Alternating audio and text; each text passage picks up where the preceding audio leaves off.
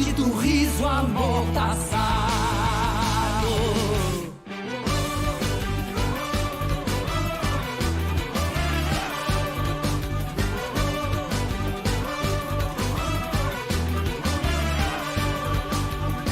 Bastaria vagar pela cidade para ver a angústia em cada face, e por mais que os olhos eu fechasse, sentiria o cheiro da carniça que o dedo maior da mão postiça semeou pelas praças, pelos becos. Quem chorava já tem os olhos secos de esperar o fantasma da justiça.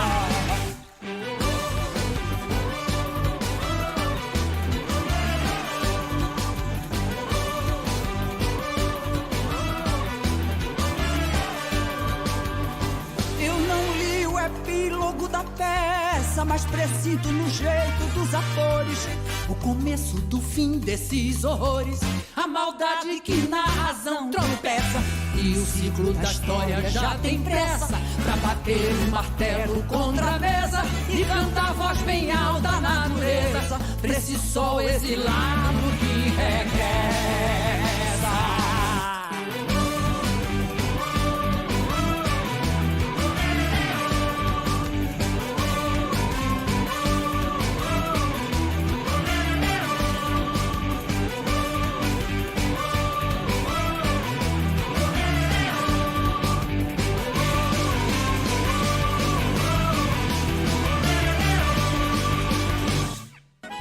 Este foi o Som do Brasil de hoje, na manhã da Universitária. Produzido por Fabiana Carvalho, Cássio Show aqui na apresentação. Até o próximo programa. Tchau. 11h. Universitária.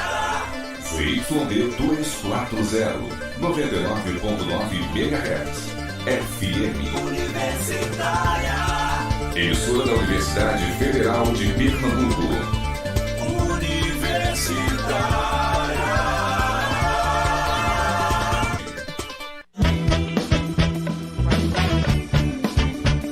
Universitária FM, Agenda Cultural.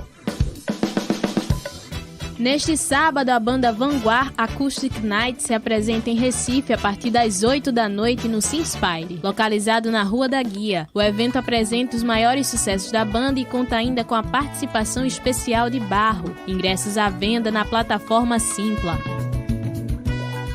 A artista Amanda Cabral se apresenta neste sábado no Teatro Ariano Suassuna, com releituras da MPB e música instrumental, ao lado de vários convidados, como Ciel Santos, Cláudia Beija, Mestre Lua e Rafael Marques. Ingressos à venda na hora e local do evento. Mais informações através do número 99149-9836.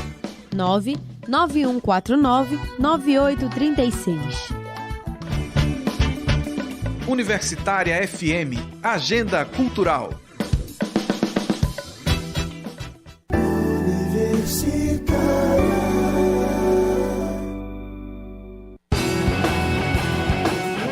Programa Fora da Curva, jornalismo, crítica e diversidade. Olá, ouvintes das rádios universitárias 99.9 FM e Paulo Freire 820 AM, a rádio que fazemos juntos. São 11 horas da manhã e começa agora o Fora da Curva, o programa que fala o que a maioria cala. Eu sou Ana Veloso, professora do Departamento de Comunicação da UFPE, e estou hoje na apresentação do Fora da Curva, substituindo o nosso colega professor Bruno Nogueira. Vamos ficar com vocês até das 11 horas até o meio-dia.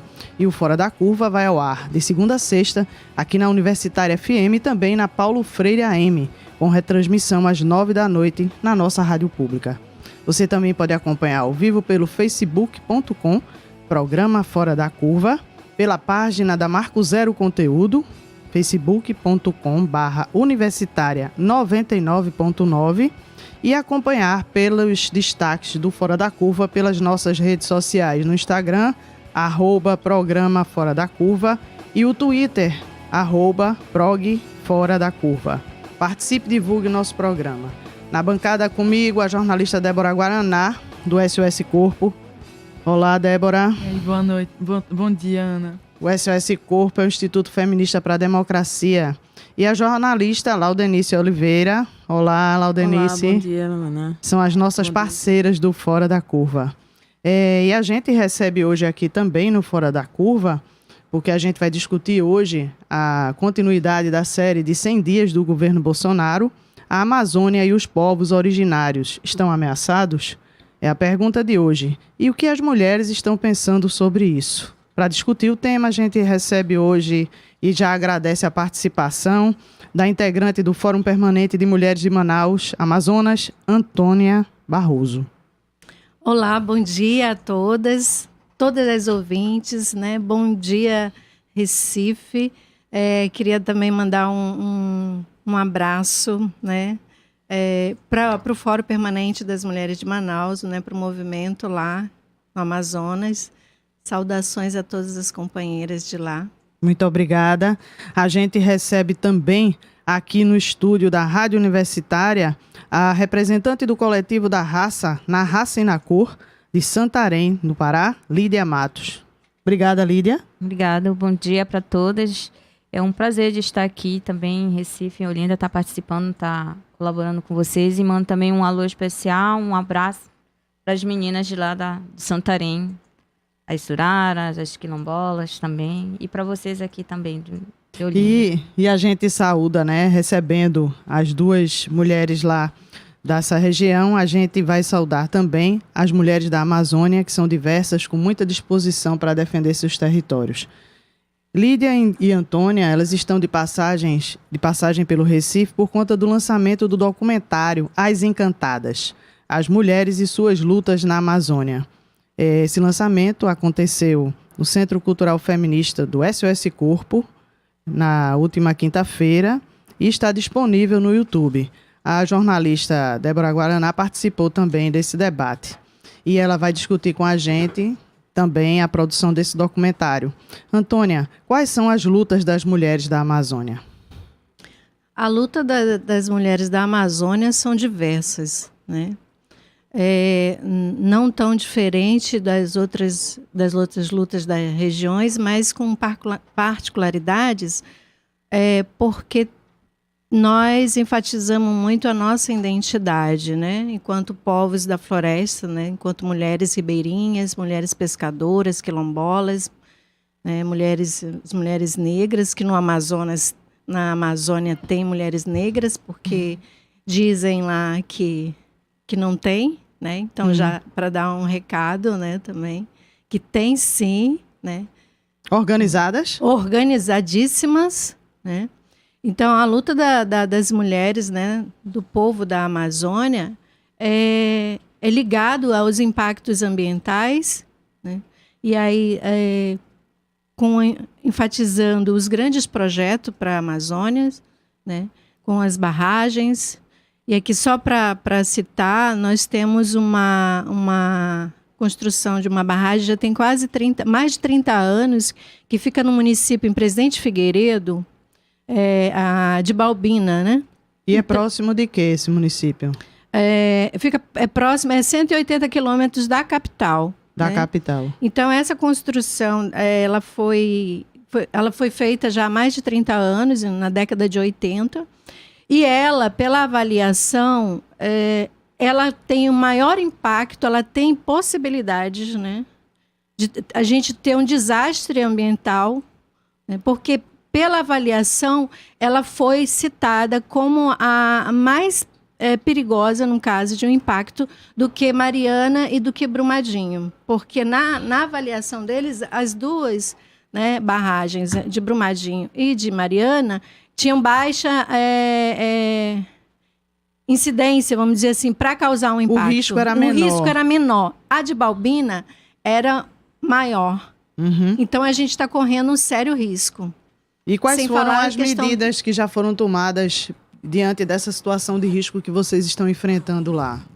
As medidas que foram tomadas justamente eles estão agilizando a privatização, né? Inclusive tentando remover, né, a população de lá, que a comunidade de lá de Baubina, ela é dos moradores, dos funcionários. E agora, com a privatização, né, eles querem remover essas famílias de lá para colocar lá, né, privatizado, os funcionários da empresa que vai, né, assumir.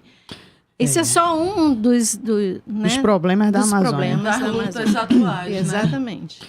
E eu queria ouvir agora, Lídia, qual é a realidade que vocês estão enfrentando lá em Santarém? Fora também com relação a construções, né, de megaprojetos e também os pessoal que produz soja também, adentrando as nossas comunidades, nossos territórios. E fora também, outra parte também sobre titulação também, que isso o pessoal tem dificultado muito o nosso trabalho. De reconhecimento da posse da terra e a titulação da terra. Isso tem acontecido de uns tempos para cá, ou isso já vem acontecendo há quanto tempo nos territórios onde vocês estão atuando, minha gente? Já faz um bom tempo, só que ultimamente, esses anos para cá, tem ficado mais difícil, o governo tem dificultado muito esse andamento sobre o reconhecimento, titulação e demarcações também de áreas indígenas também. Nós vamos entrar nisso aqui, viu? Laudenice? Eu queria aproveitar para as meninas perguntar, porque no início do ano o governo tirou do INCRA e tirou da FUNAI, né, a responsabilidade de fazer demarcação, identificar terras indígenas e quilombolas. E botou para o Ministério da Agricultura, né? Com a moça que disse que tem manga aí para as pessoas comerem, então ninguém passa fome, né? Então eu gostaria de saber de vocês, o olhar de vocês sobre essa atitude, né? De botar no agronegócio, para o agronegócio, porque o Ministério da Agricultura está na mão do agronegócio, a definição, identificação e demarcação dessas terras, tanto quilombolas como indígenas, né? Já com essa dificuldade que vocês vêm apontando. Antônia, quais são as consequências de uma medida como essa? As consequências são as piores possíveis para nós. O impacto é imenso, porque quando você tira a responsabilidade, né, a administração de uma população como os povos originários, né, você tira... você está entregando, como dizem, colocar o lobo, né, dentro do galinheiro. Ou seja, a gente vai ser entregue, querem entregar, né, estão entregando os povos originários na mão, né, dos inimigos. A gente tem isso muito, muito presente, porque são as pessoas que não lutam pelos direitos, né, e só querem usufruir. Por que a demarcação é importante para a gente?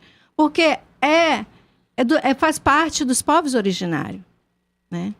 Então, como dizem, índio não precisa, para que precisa de terra? Mas não entende que a população indígena, a sua identidade é de pertencimento, né? É de cuidado, não explora, né? Não degrada, protege o espaço, né, o seu território. Já ao contrário deles que querem usufruir. Então, ficam falando e querem que as pessoas reproduzam que índio não precisa de terra, né, que pode se contentar com qualquer coisinha. E não é assim, né? Então, assim, a gente tem muito presente isso. Qual a intenção desse desgoverno de estar colocando, né, as nossas vidas na mão de quem quer explorar, de quem quer exterminar. Nós não temos outra palavra. São palavras, são atitudes fortes, mas é o que a gente sente, né? Lídia, como você percebe essa situação? Que é muito difícil, né? Tá muito, assim, a situação lá nessa região, ela tem sido de muitos conflitos, como vocês acabaram de falar, né? Tem os conflitos com relação à questão dos povos originários, que são os povos indígenas e outros povos também quilombolas. E também tem a questão das barragens, tem o agronegócio. Como é que você percebe essa situação? Aí isso vem só mostrar que o grande respeito com relação aos povos originários, né? Com relação da gente não ter autonomia sobre o nosso território e vem acontecendo essas ameaças, acontecem ameaças com relação a isso, quando a gente reage em defender as nossas terras. E, independente desses processos não ter andamento pela parte de quem está na administração maior, né? A gente está lá, mas não vamos permitir que aconteça isso, de fato. Mas, infelizmente, a luta é desigual, né? E como as mulheres lá de Santarém, como está a organização das mulheres de Santarém? Vocês têm um fórum de mulheres que participa, vocês têm uma articulação que está mobilizando as mulheres para essas questões, diante dessas questões? Temos muitas articulações em Santarém com relação que trabalham justamente isso, esse trabalho voltado para as mulheres, para a gente estar nessa linha de frente, quanto o movimento quilombola, como indígena, como as mulheres produtoras, né, que trabalham, trabalhadoras rurais, camponesas que também tem não só lá o município de Santarém, como os outros municípios que são vizinhos de lá, nós estamos nessa articulação e dando visibilidade para que os outros lugares, outras pessoas, o país inteiro tenham consciência do que está acontecendo de fato lá com a gente, que muitas pessoas estão perdendo seus territórios, estão migrando para áreas periféricas, estão sofrendo umas situações assim muito desagradáveis e todo quanto é tipo de violência e a negação de direitos sobre o direito do sujeito. A gente tem sofrido isso constante. Antônia, o que dizer para as comunidades cujos territórios ainda nem passaram pela fase da identificação? Uma vez que a gente está discutindo aqui a situação dos povos originários que estão discutindo a demarcação, que já tiveram suas terras demarcadas e que vem aí com essas medidas que Laudenice falou agora, a prerrogativa do Ministério da Agricultura de atuar nesse campo, agora no governo atual. Mas tem a situação das pessoas e famílias que nem as terras demarcadas tiveram ainda. Como ficam essas pessoas? Como ficam? Se as áreas que já foram demarcadas estão perigando de serem refeitas, né, de serem retiradas, imagina aqueles territórios, aqueles espaços que ainda não foram. Então, o risco, a tensão, né, da população é grande. Mas essa tensão também, ela se transforma em resistência, porque a gente diz que nós não vamos deixar passar. E aí, quem já tem as suas áreas demarcadas vai estar junto com as comunidades, com os outros territórios que Vocês ainda têm uma ideia de quantas famílias estão nessa situação ainda? Eu aqui no momento eu não tenho esse número, né, aqui comigo. Mas é muito grande. Só que a gente está junto, a gente está com uma campanha aí, né, na nível nacional, demarcação, né, já. Uhum. Nenhuma gota, né, a mais. Então, é aquilo que a gente diz.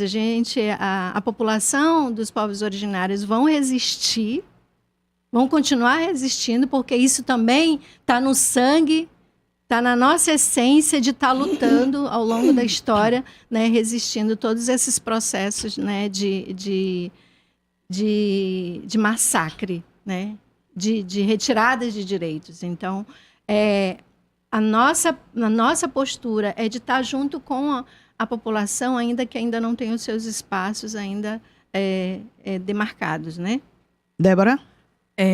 Eu queria pontuar mais um pouquinho essa questão da luta pela demarcação e a defesa dos territórios, porque a gente fala e às vezes parece que a gente está falando de uma luta que é muito distante de quem está aqui na cidade e que, na verdade, é uma luta que é muito presente no nosso dia a dia, porque a luta das mulheres da Amazônia e a luta pela preservação desses territórios passa muito por conter esse anseio por desenvolvimento que a gente tem.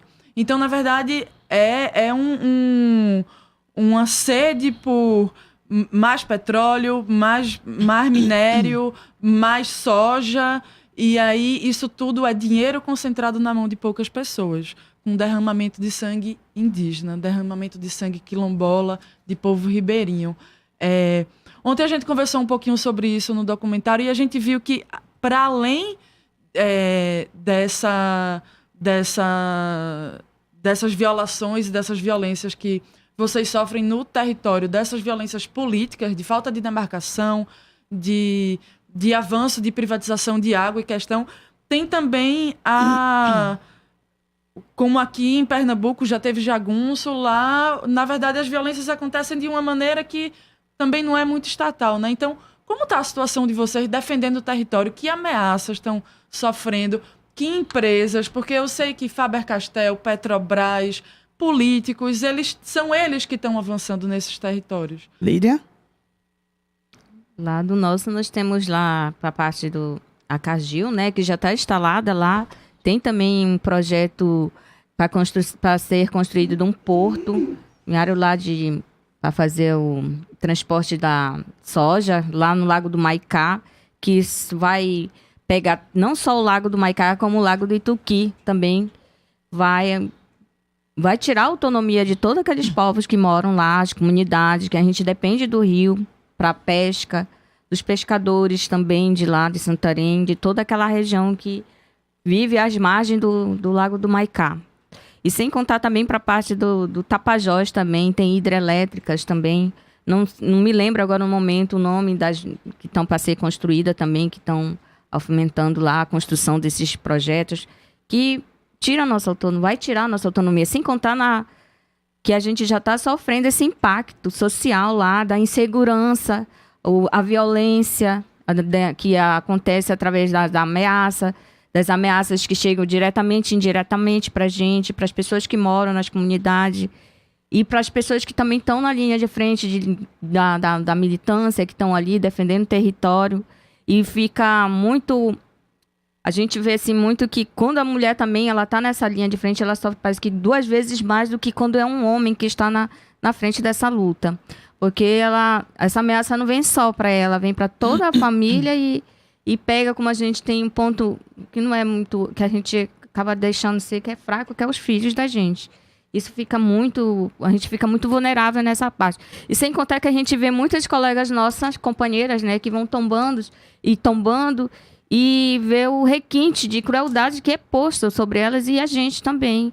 Porque na comunidade, quando uma mulher se levanta, que ela quer ter vez e voz, ela quer sair de lá do segundo plano, ela é mal vista também na comunidade. Aí a gente começa a ter esse enfrentamento também dentro e fora.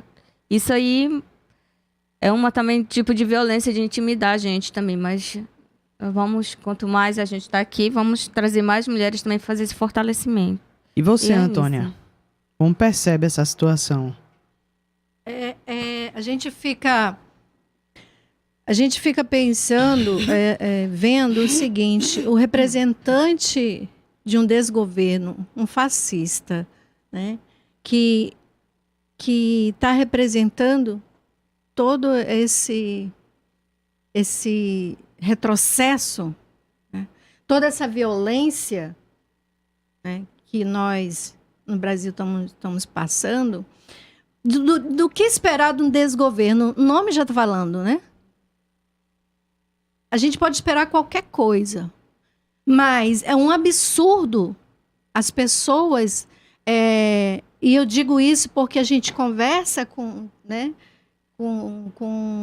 a população, né? Faz esse diálogo, pessoas que estão aceitando e reproduzindo a fala, né, desse cidadão que tipo, abriu as portas não só do Brasil, mas da Amazônia, né? Tipo, venham, sabe?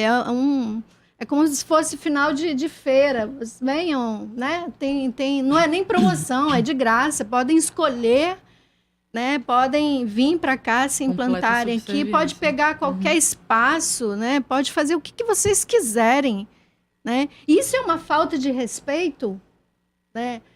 E vai de encontro à nossa soberania, sabe?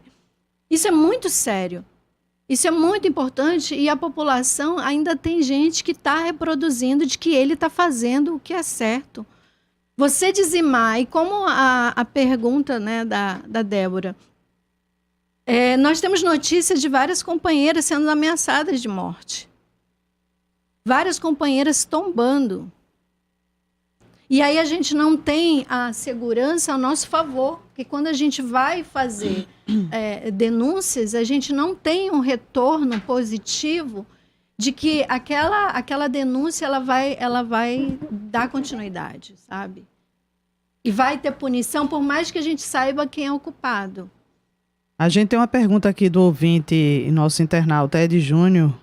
Ele pergunta o seguinte: podemos colocar a defesa dos povos originários como um direito básico junto aos direitos à segurança, emprego, liberdade sexual e as demais, no caso das mulheres, vocês consideram? Sim, com certeza. Isso está tudo junto, sabe? Não tá separado. Quando a gente fala desse direito, né? Quando a gente fala da defesa da vida, a gente está pegando tudo isso, né? A gente trabalha, pensa e age de forma de trabalhar essa coletividade, essa diversidade de identidades, né? de espaço, de territórios, né? dos povos originários. Nós temos lá, fazendo só um recorte, as comunidades indígenas, o alto índice de jovens já adentrando ao mundo das drogas, mas também da prostituição e já se identificando, né, a população LGBT dentro dos espaços, né, das comunidades indígenas, e aí não consegue entender esses processos porque também sofre represárias da própria comunidade, da própria sociedade.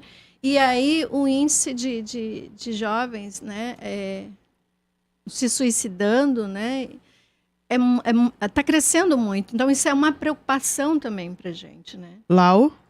Eu queria reforçar e fazer um comentário em cima do que a Antônia está fazendo. Eu estava assistindo do Intercept, no site do The Intercept Brasil, Isso. que é um site de jornalismo independente, para os ouvintes e as ouvintes tomarem conhecimento. E eles fizeram um mini documentário sobre essa questão da identidade que se está tirando das crianças indígenas, as Guarani, Kaiowá, que elas são retiradas lá em Dourados, estão retirando as crianças. Dourados fica onde? Em Mato Grosso. Mato Grosso. Estão tirando essas crianças de suas mães indígenas e botando em abrigos, sob o argumento de que elas são mal cuidadas, que elas vivem em ambiente não favorável, que o lugar que elas moram não é bem. E estão tirando essa identidade, inclusive, não deixando as mães. Tem uma mãe que faz um depoimento de que há 2 anos ela tenta, assim que o filho dela nasceu, foi para lá, e agora até nem deixar mais ela visitar a criança, ela tem mais esse direito. Então, você percebe no Brasil, com novos gestores que estão tomando conta do nosso país, uma tentativa de quase querer higienizar o país, né? Matando os negros, em todas as genocídio das populações.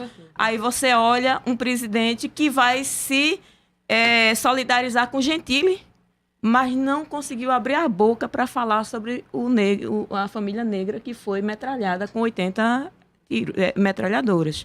Então você percebe o tipo de governo que a gente tem e como isso está se refletindo nas identidades que a gente tem, de indígenas, porque nós somos uma nação que tem uma diversidade de identidades. Aí eu queria um pouco que a Antônia falasse sobre isso.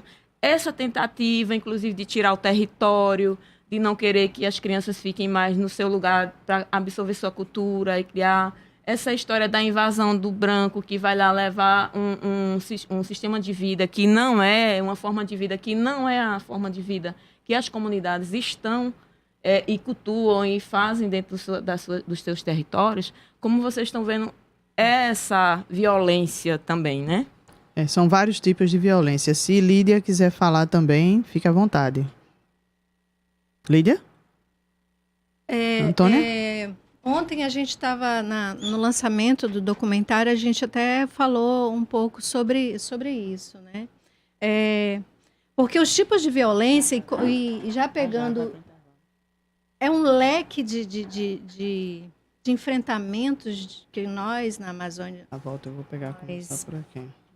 Nós estamos ali, né, de linha de frente, é um leque, né, a diversidade de pensamentos é tanta. E pegando um dos problemas que a gente enfrenta, isso é um processo histórico, porque tem a ver com a colonização, com a invasão, né, do Brasil, né, desde da sua origem, essa cultura do colonizador, né? E aí, pegando mais um problema, são as religiões, as fundamentalistas, que estão adentrando, né, mais ainda, né, agora com esse mais recente, mas isso já vem de alguns anos, na calada, né, como a gente diz, né, no silêncio, entrando nas comunidades indígenas, implantando as suas, construindo as suas sedes, né, as suas igrejas, e fazendo com que a população indígena deixe de cultuar, né, a sua religião, né, ter a sua prática, né, e para colocar uma Bíblia debaixo do braço, né, mudar o seu hábito, a vestimenta, né, para ir para dentro das igrejas, né, para os cultos. Isso é uma violência, isso é uma morte em vida, pode-se dizer assim, né? Porque a partir do momento que você tira a identidade de um povo, né, qual vai ser o resultado do futuro dessas comunidades tradicionais, os jovens, as crianças, o que elas vão ter? Elas não vão ter nenhum resquício, né, das suas tradições, do seu modo de vida. Os povos originários, eles têm ligação direta com a terra, com todo o seu... A natureza, suas fases, né? Meio ambiente. O respeito, né? Porque a gente tem esse sentimento de pertença. Uhum. Eu, particularmente, nem gosto da expressão, né, de guardiã, de protetora, não. A gente se sente pertencente a todo esse meio ambiente, né, a todo esse contexto. Então, assim... Guarda o outro, né? Que é um espaço de cuidado, de não exploração, né, de respeito, uhum, né, pelas vidas. Porque não adianta a gente falar que a gente não quer o desmatamento, né, das florestas, mas de respeitar, mas não é só isso, é respeitar a vida que existe nela. E a vida é diversa, né? Pois é. Para os nossos ouvintes e as nossas ouvintes, é importante a gente reforçar exatamente isso que você está dizendo, que é a defesa do meio ambiente, a defesa da terra e o sentimento de pertencimento ao planeta, àquele meio ambiente. E nós não estamos desligados, né? Estamos todos juntos e juntas.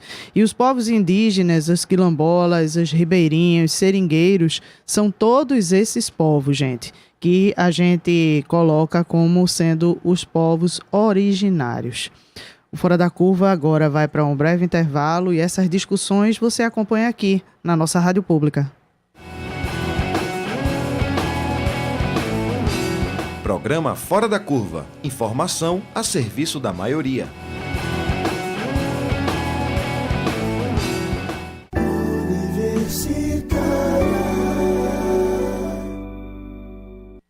O Ministério da Saúde disponibilizou a vacina para prevenir a hepatite B. Ela faz parte do calendário nacional de vacinação. Ao todo, são 19 vacinas que previnem mais de 20 tipos de doenças, como rubéola, sarampo, cachumba, febre amarela, difteria, tétano e coqueluche. Leve a caderneta de vacinação para conferir se você já tomou todas as vacinas de acordo com a sua idade. Não dê ouvido a notícias falsas. As vacinas são seguras. Procure a unidade de saúde mais próxima de sua casa. Contra arrependimento, não existe vacina. Acesse saude.gov.br/vacinação e saiba mais.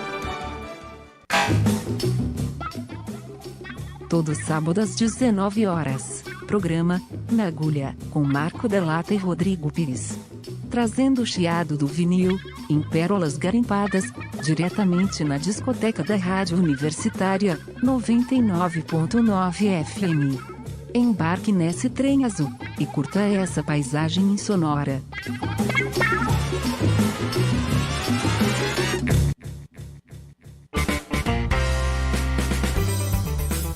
Brasil Instrumental. Eu, Carmen Delpino, converso com artistas que fazem o melhor da produção instrumental brasileira. Dos jovens talentos aos profissionais que fizeram história nessa área.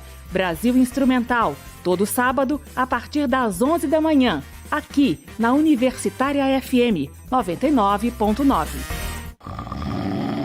Amor, Henrique, acorda. Já são 3 da tarde, está na hora de votar. Nossa, já tá na hora de votar de novo. Já, amor, levanta e vai. Depois você dorme outra vez. Ótimo, amor. Agora pode voltar a dormir. Na próxima eleição, te acordo de novo. Não acorde apenas de 2 em 2 anos. Seu dever continua depois do confirma. Acompanhe os candidatos eleitos para que as promessas feitas sejam cumpridas. Ficar de olho em quem foi eleito é um dever seu com a democracia. Justiça Eleitoral. De segunda a sexta, às 8 da manhã, aqui na 99.9, atualidades mundiais e cultura, no programa brasileiro da Rádio França Internacional, em sintonia com os últimos acontecimentos mundiais. 99.9 MHz.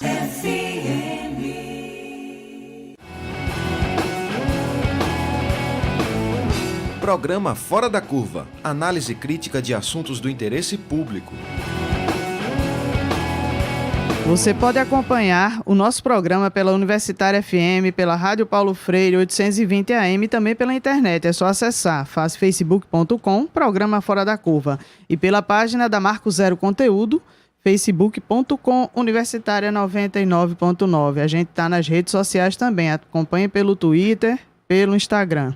A gente está dando continuidade à série sobre os 100 dias do governo Bolsonaro para discutir. A Amazônia e os povos originários estão ameaçados? O que as mulheres estão pensando sobre isso? E aí o Fora da Curva quer saber, 100 dias do governo Bolsonaro, como os povos da Amazônia estão vivenciando esses 100 dias. Aqui a gente tem a integrante do Fórum Permanente de Mulheres de Manaus, Amazonas, Antônia Barroso, e a representante do coletivo Na Raça e na Cor de Santarém, do Pará, Lídia Matos. Lídia, a Comissão Pastoral da Terra vai lançar um documento hoje à tarde, em Brasília, onde ela apresenta que o Brasil teve um recorde de conflitos por água em 2018.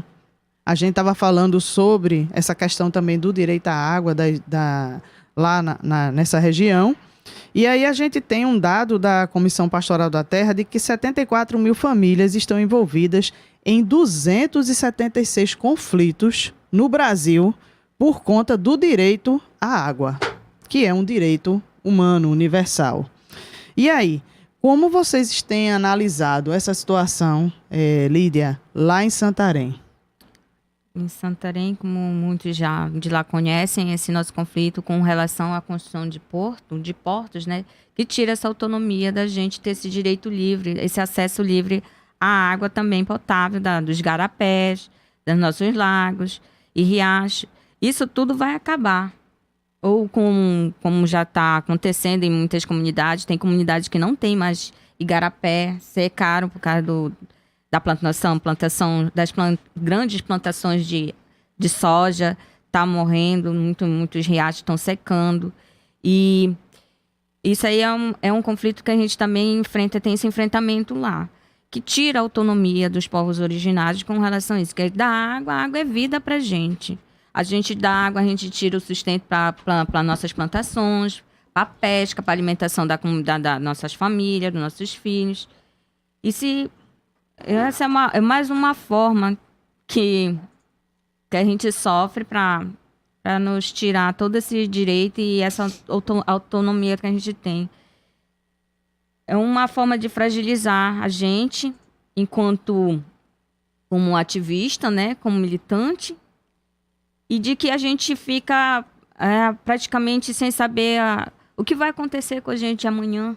A gente vai ter realmente essa autonomia de chegar no lago, de poder tomar banho, de compartilhar a beleza que tem lá. E sem que a gente chegue lá, que tenha que pedir permissão para que a gente possa pescar, se divertir e tirar aquela água potável para a gente mesmo se alimentar. E quando chega essas empresas, elas tiram essa autonomia da gente, do nosso território. E a gente vai aonde? como a menina colocou, a Lau colocou aqui com relação às crianças, né? Esse modelo de vida deles lá não pertence a gente. E eles querem impor isso pra gente. E isso é uma violência muito grave com relação a isso. Antônia, a Amazônia, como todo mundo sabe, é uma região com grande abundância de água, né? E há áreas, inclusive, que já tiveram a água privatizada, como Lídia também está colocando em Santarém.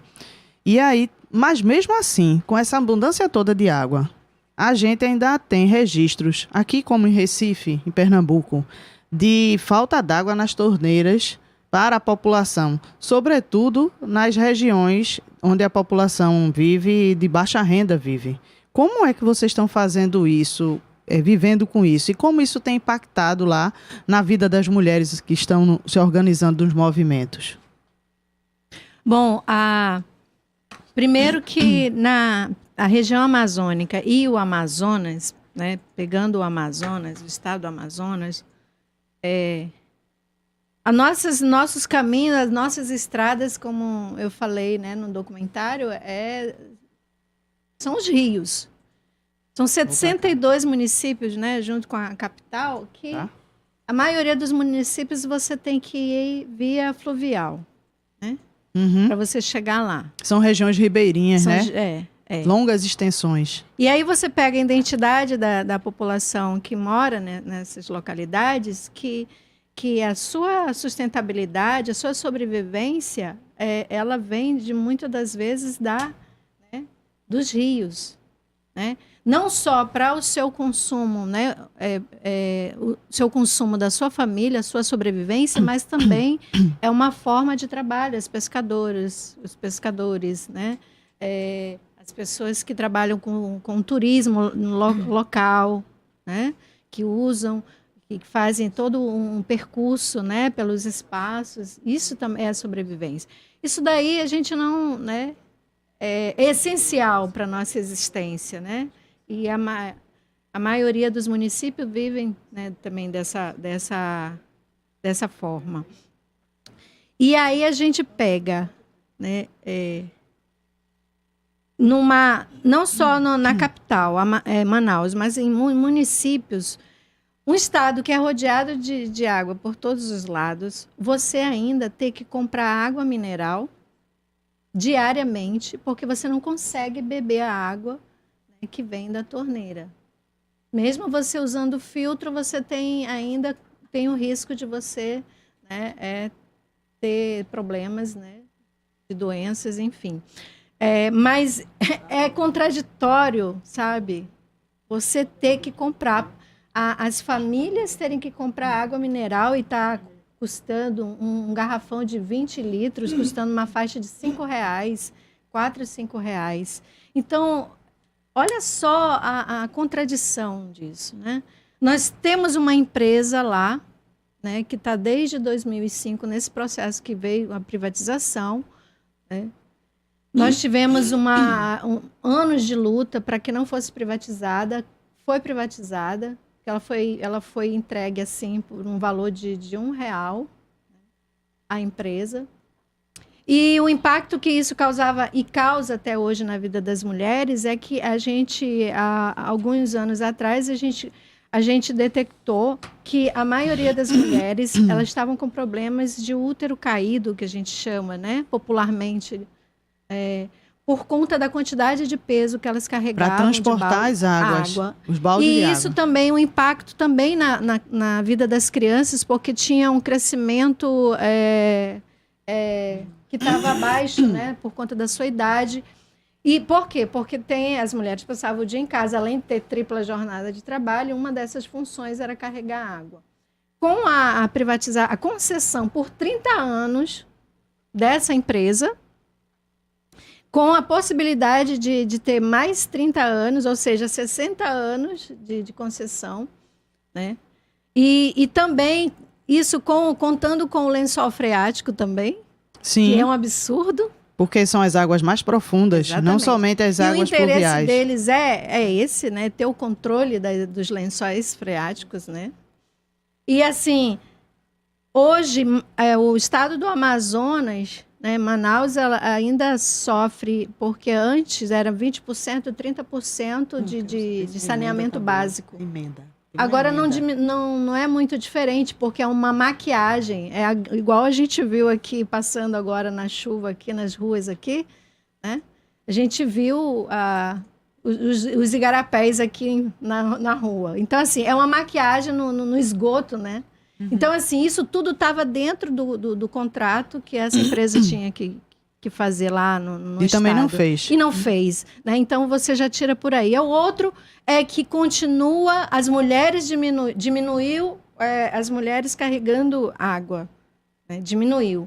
Mas isso não significa que essas famílias têm ainda água na torneira, porque Sim. ainda tem horários diferenciados. Como aqui tem também. Tem um revezamento você não abre de horário. a torneira a qualquer hora do dia, você não para você ter água. Tem localidades que você tem horário de madrugada, à noite, às vezes 2 horas, 3 horas de água na torneira, né? Então, assim... Tá bom. Tá em casa.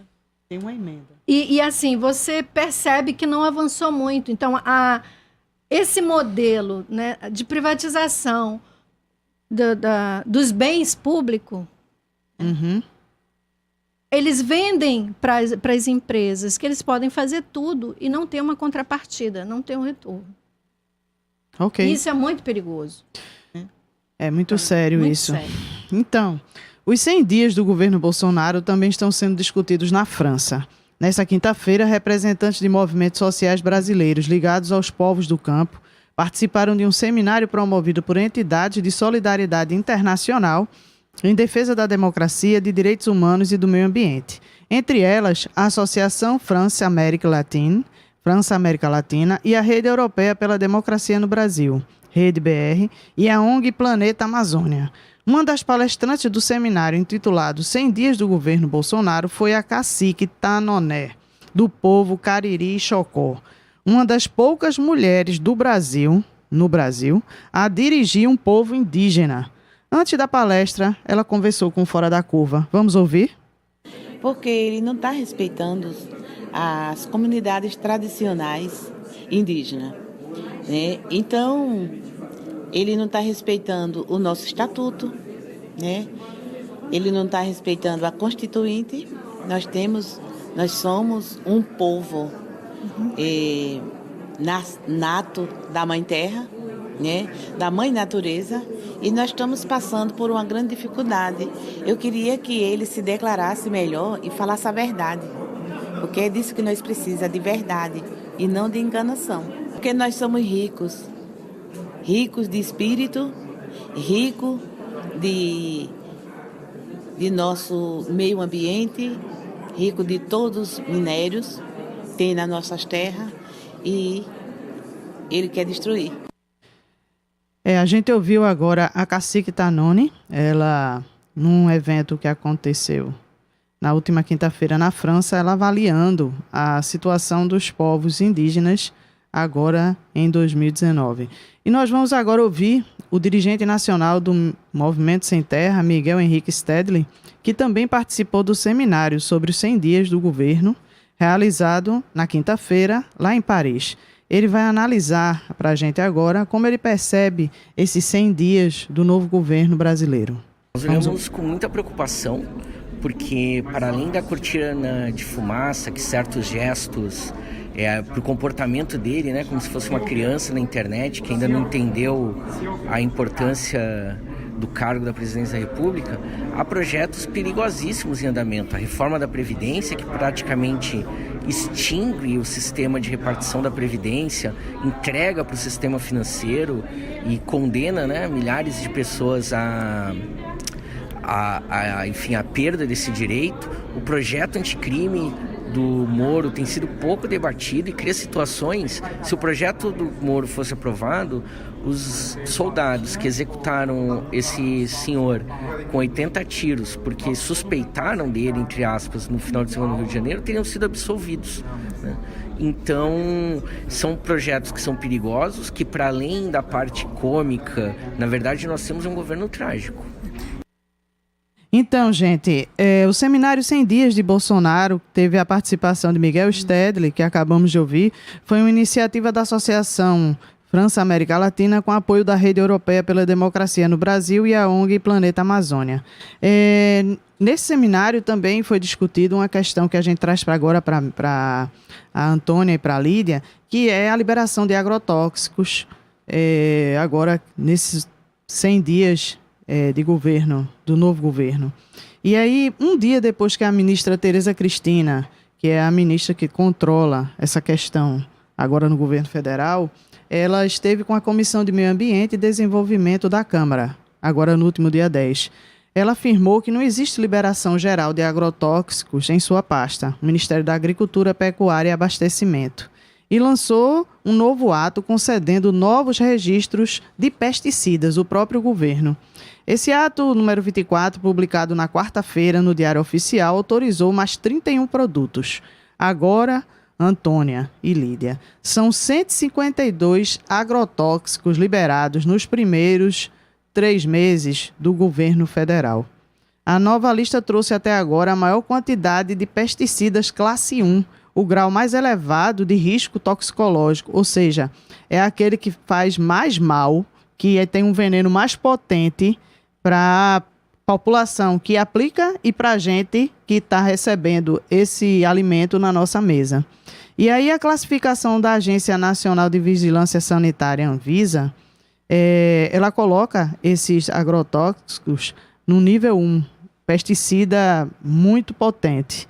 E a nova ministra, a ministra do governo, ela classifica que a Anvisa é responsável por essa classificação e por conta desse recorde nos registros desses pesticidas. Para vocês terem uma ideia, 16 dos 31 produtos liberados são classificados como extremamente tóxicos. E mais da metade, isso corresponde a mais da metade da nova listagem. Então, a gente quer saber como essa liberação desses pesticidas, Antônia e Lídia, como é que isso vai impactar para vocês que estão nas regiões de povos originários, né? São regiões onde há uma extrema disputa pelo território, pelo meio ambiente, né? pela exploração e também por plantações, empresas e etc. A gente quer saber como vocês avaliam isso, Lídia?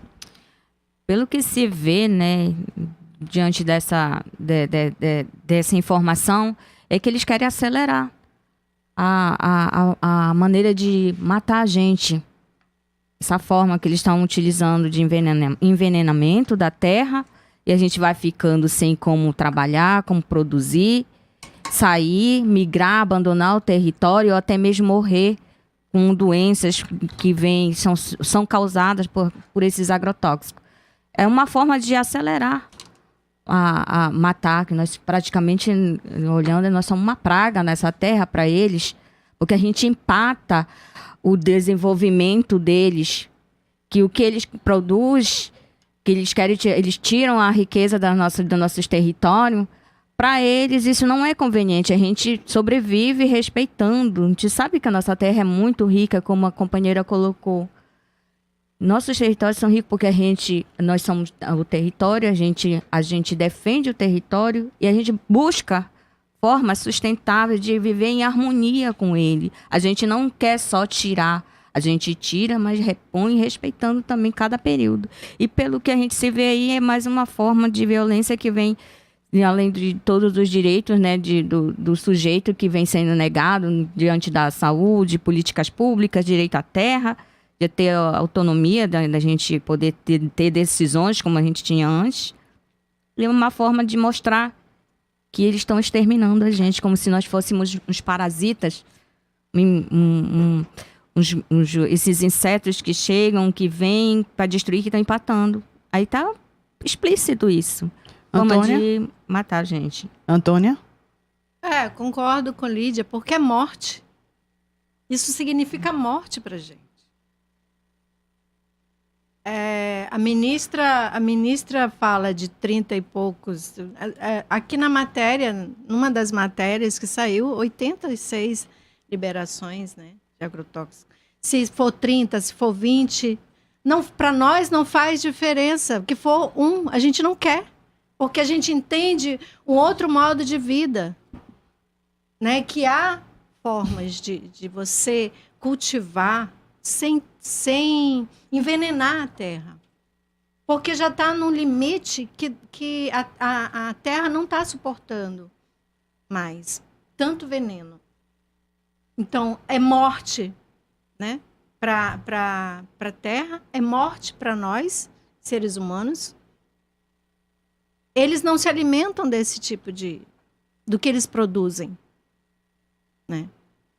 Se você for pesquisar, de fato, né, as grandes empresas, elas não se alimentam, porque elas sabem que isso é veneno.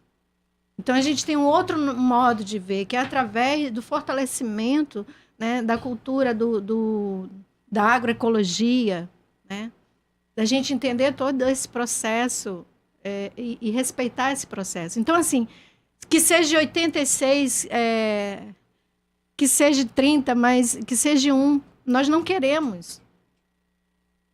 Porque tem um impacto direto na vida da população. O índice de mulheres, pegando as mulheres, mas o índice de pessoas, do adoecimento de pessoas, através do consumo de alimentos com agrotóxico, né? Aí a gente fala da poluição do ar, né? Do envenenamento da terra, da água, porque os dejetos são levados, né, para os rios. Então, há uma morte por tabela, né? E é isso que eles querem. Eu acho que de exterminar mesmo, sabe? Porque é tão vergonhoso, né? E a gente sabe que esses representantes que estão lá, né, no Congresso, eles não vão nos defender, porque eles estão defendendo o que é deles. Eles não vão defender a população. A gente está caminhando para encerrar o programa hoje, mas a gente quer saber de vocês. O que é que a sociedade, na posição de vocês, pode fazer para enfrentar esses problemas? O que nós podemos fazer para defender os direitos das populações que são originárias? Como a gente pode se engajar nisso? Lídia? Antônia? Como é que vocês avaliam e o que é que a gente pode fazer? O que é que vocês estão fazendo, na verdade? Antônia?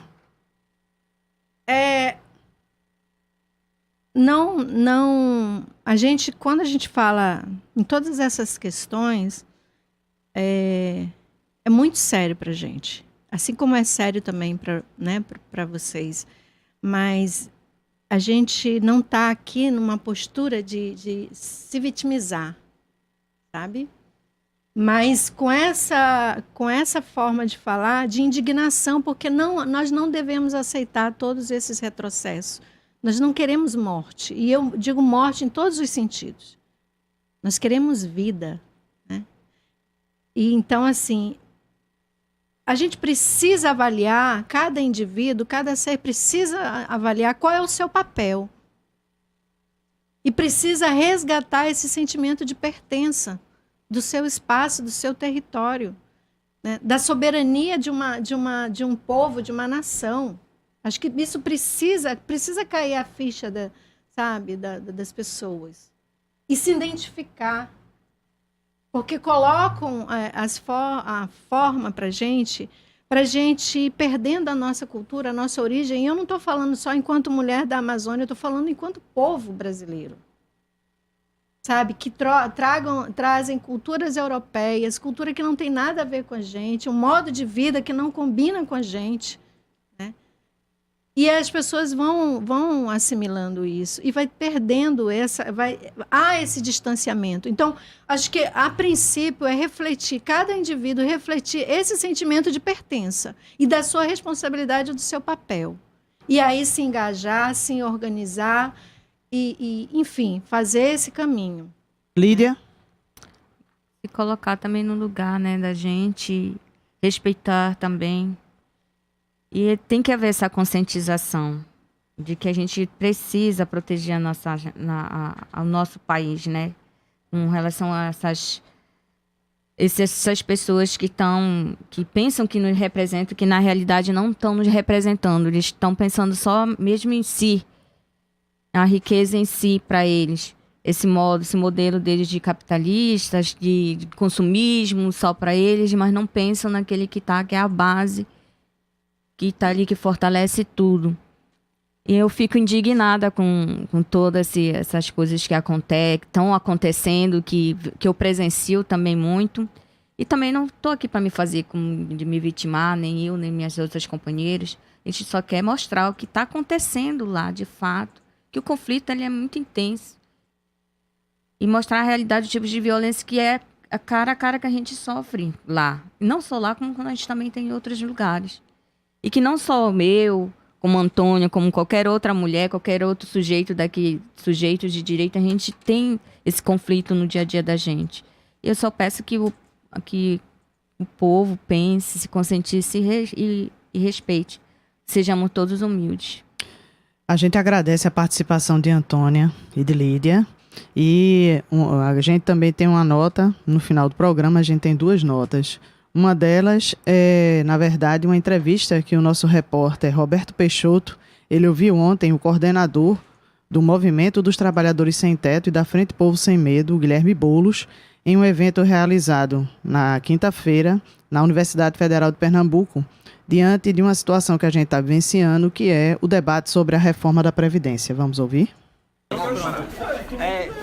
Qual seria uma solução para a reforma para a Previdência que não ataque os direitos da população?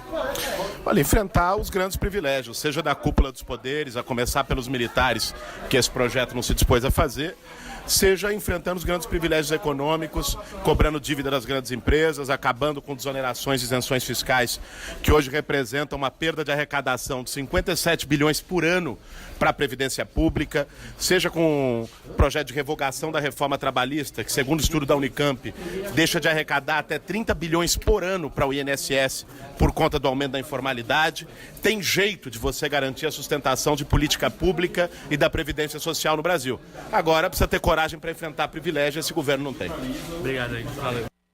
Então, a gente agradece a participação da Débora Guaraná, jornalista, que é do SOS Corpo, da jornalista também Lau, nossas companheiras aqui de bancada e de produção do Fora da Curva nas sextas-feiras. O Fora da Curva, minha gente, é apresentado nas sextas pelo professor Bruno Nogueira. Na próxima sexta ele vai estar com vocês novamente aqui, das 11 ao meio-dia. E a gente avisa para a população para tomar muito cuidado, porque a gente está vivendo uma época de muita chuva. Então a gente tem aqui diversos locais da região metropolitana estão passando por transtornos por conta dos alagamentos nas pistas, e a população que é prejudicada tem vários problemas nas avenidas Presidente Kennedy de Olinda, no viaduto do Capitão Temudo, na área central do Recife. E de acordo com a APAC, as chuvas na região metropolitana do Recife devem dar uma trégua já no final da tarde. Então tomar cuidado por aí quem está para enfrentar esse tempo chuvoso. O Fora da Curva de hoje teve a produção de Débora Guaraná, a apresentação de Ana Veloso, o roteiro foi de Carmen Silva, Laudenice e Ana Veloso, os comentários Débora e Lau, a nossa equipe de produção com Ivana Festini, Eduarda Rocha, Carol Torpe, Luana Farias e Edi Rodrigues. Os trabalhos técnicos são de Chico e a gente agradece. E o Fora da Curva vai ter reprise hoje às 9 horas da noite, e fique conosco, um bom final de semana e até segunda. O programa Fora da Curva é uma realização do Departamento de Comunicação Social, com o apoio do Departamento de Sociologia e do Núcleo de Rádio e TV Universitárias. Parceria com o Marco Zero Conteúdo, Centro das Mulheres do Cabo, SOS Corpo, Centro Sabiá, Terral Coletivo de Comunicação, Centro de Cultura Luiz Freire. Esse programa fica disponível em nossa página do Facebook e no canal do YouTube. Acompanhe as nossas redes sociais, porque nós também divulgamos por lá muita informação que você não vê por aí. A música tema deste programa foi composta pela banda Diablo Motor. Programa Fora da Curva. A gente fala o que a maioria cala. 12 horas.